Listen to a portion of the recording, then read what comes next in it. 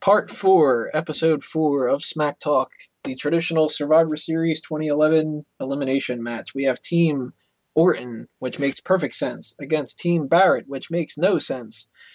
So, running down the list of the people, we have on Team Orton, Randy Orton, Sheamus, Sin Cara, Mason Ryan, and Kofi Kingston, noticeably not having his tag team partner Evan Bourne, but we've gone over that in previous episodes. And Team Barrett, of course, Wade Barrett himself, Cody Rhodes, Dolph Ziggler replacing Christian now that Christian is injured. And we also have Jack Swagger. And right to start this off, let me get this out of the way. How the fuck do you pronounce this guy's name? Is it Hunico, or Unico? WWE Random itself. Mexican guy.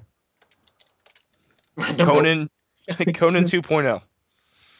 Or maybe it's Hernandez 2.0 mixed with a little bit of Homicide and Anarchia. I don't know. It's basically the same thing. Jesus.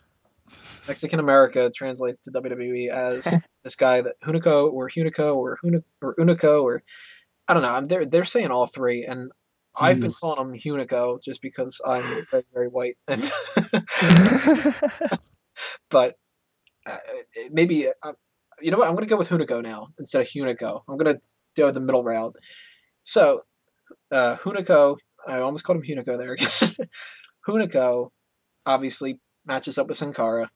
Cody Rhodes matches up with Randy Orton. Sheamus used to match up with Christian, and now he's kind of stuck in the middle there with nobody, although necessarily he's got Wade Barrett he's kind of feuding with a little bit. And then you just sort of threw Mason Ryan and Swagger and everybody else together. One thing I wanted to talk about here that I thought was really, really interesting. Christian obviously was supposed to be in the match, and this injury wasn't planned. He actually did get injured, and they've just wrote it into the storyline, and they did it exactly how I was hoping they would do it, with them piggybacking off of the fake neck injury and saying that it's Teddy Long's fault. I think that they did a perfect job with that. But when they replaced him with Dolph Ziggler. And what I don't get here is this is now the second pay-per-view where Dolph Ziggler is doing double duty. But they had a perfect way of introducing Brodus Clay in here, I think. Now, Brodus has been in WWE before, but they keep saying that he's going to re-debut. And with the whole sheep thing, I do like Brodus, though.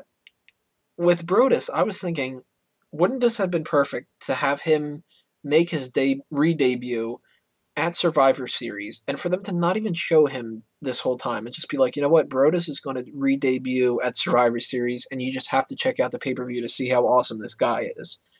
Mm-hmm. Because Survivor Series has worked before as a good spot for people to make their debut. It worked very well with The Undertaker. It worked with The Rock, as they've been talking about nonstop, because it's The Rock, and we got to pay attention to The Rock all the time.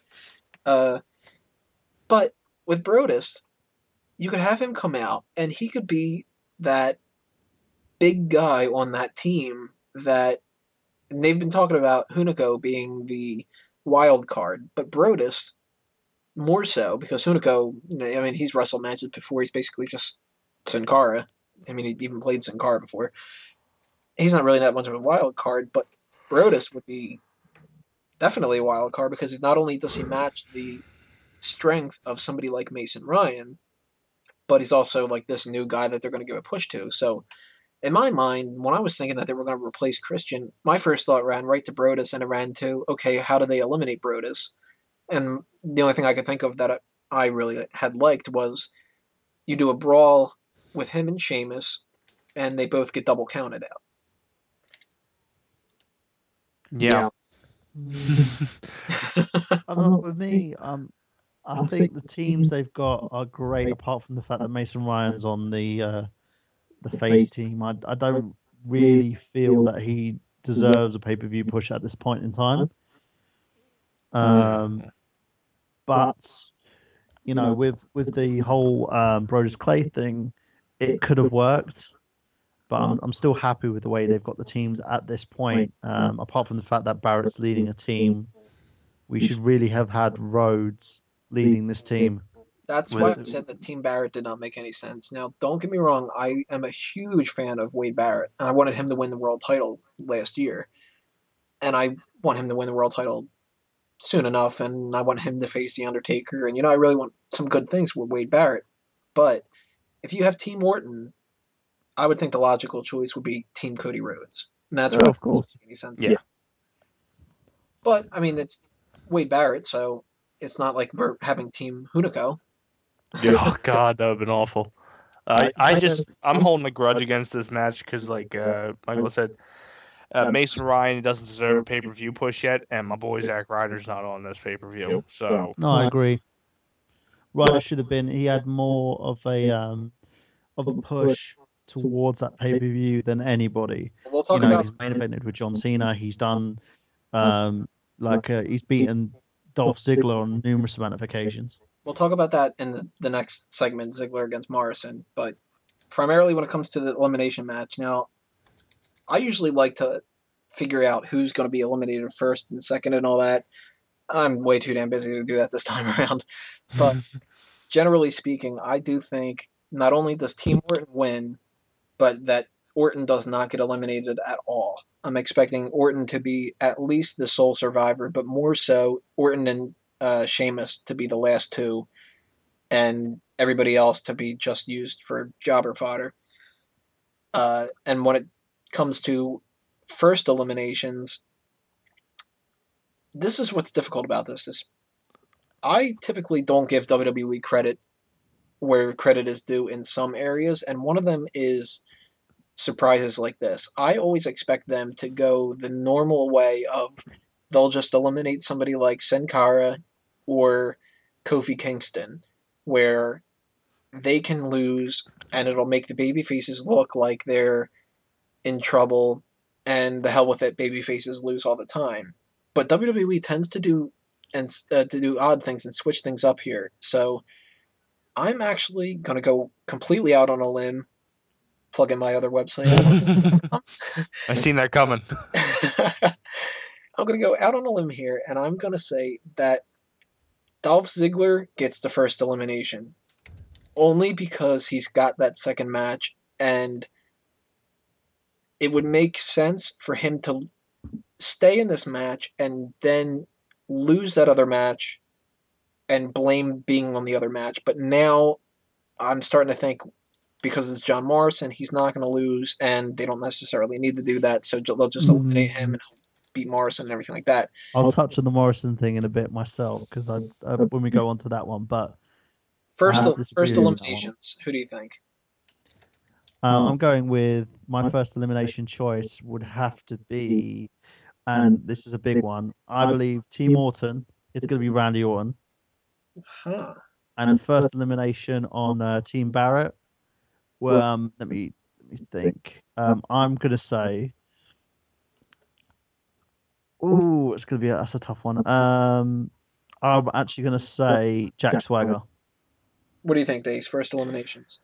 I could see Jack Swagger being for Team Barrett because only for the fact that they like to bury that guy as much as they possibly can. Unfortunately, that guy's so buried, man. He's literally zombified. Yeah. He could just do a couple push-ups and get himself out from being buried. Yeah, if they did do Orton's elimination first, that would be huge. Like, holy shit, this guy is stand like sole survivor twice. That would be like, I would be glued to the TV, like seeing what was going to happen next. I think it's either going to be Kofi or, due to the limited skill set he has, Mason Ryan. They're just going to beat the shit out of him. Like, everybody's just going to like bombard him and then just try to get him out quickly. He'll get eliminated for his mic skills. Yeah.